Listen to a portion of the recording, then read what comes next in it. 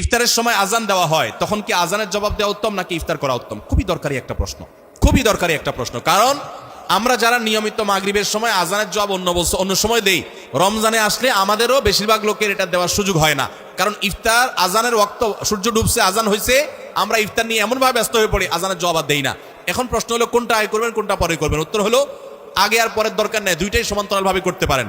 বিসমিল্লাহ বলে আপনি আল্লাহু আকবার, যদি টাইম মতো আজান হয়ে গেল, আপনি ইফতার করলেন, ইফতার করে আপনি আল্লাহু আকবার আজানের জবাব দেন। খেতে থাকেন আর ফাঁকে ফাঁকে জবাব দিয়ে দেন। জবাব দেওয়ার সময় আপনি খেতে পারবেন না, একদম চুপচাপ বসে জবাব দিতে পারবেন, কোনো কথা নাই তো। খাওয়ার ফাঁকে ফাঁকে একটু ব্রেক দিয়ে দিয়ে আপনি আজানের জবাব দিয়ে দেন, তাহলে দুইটা একসাথে হয়ে যেতে পারে। আমরা অনেকে এটা করি না, এটা করা উচিত আমাদের। রমজানে কখন দোয়া করলে দোয়া কবুল হয়? রমজানে দোয়া কখন কবুল হয়? প্রথমত, রোজাদার ব্যক্তির সারাদিনই দোয়া কবুল হয়। নবী করিম সাল্লাল্লাহু আলাইহি ওয়াসাল্লাম বলেছেন যে রোজাদার ব্যক্তির দোয়া কবুল হয় হাত্তা ইফতিরা, সে ইফতার করার আগ পর্যন্ত। কোন কোন হাদিসে আসছে হিনা ইফতির, ইফতারের সময়টাতে দোয়া কবুল হয়। তাহলে রোজাদার সারাদিনই তার দোয়া কবুল হয়। আপনি রোজা অবস্থাতে, সিয়ামরত অবস্থাতে, অফিসে আদালতে, কাজে কর্মে, মা বোনরা রান্না বাড়ায়, যে যেখানে থাকেন না কেন, ওই ফাঁকে ফাঁকে আপনি দোয়া চালাই দিবেন। এবং দোয়ার জন্য অজুও জরুরি না, বিনা অজুতেও দোয়া করতে পারেন, যদি অজু করে করলে উত্তম।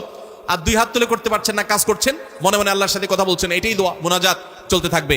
সারাদিনই রোজাদার ব্যক্তি রোজা অবস্থা দোয়া কবুল হয়। বিশেষ করে ইফতারের আগ মুহূর্তে দোয়া কবুল হয় স্পেশালি। আর ভোর রাত, সেটা তো দোয়া কবুলের সময়, সাহরির সময়টা। তাহলে সারাদিন, ইফতারের আগে এবং সাহরির সময়, 3 সময় রমজান মাসে দোয়ার জন্য বিশেষভাবে যত্নশীল থাকবো।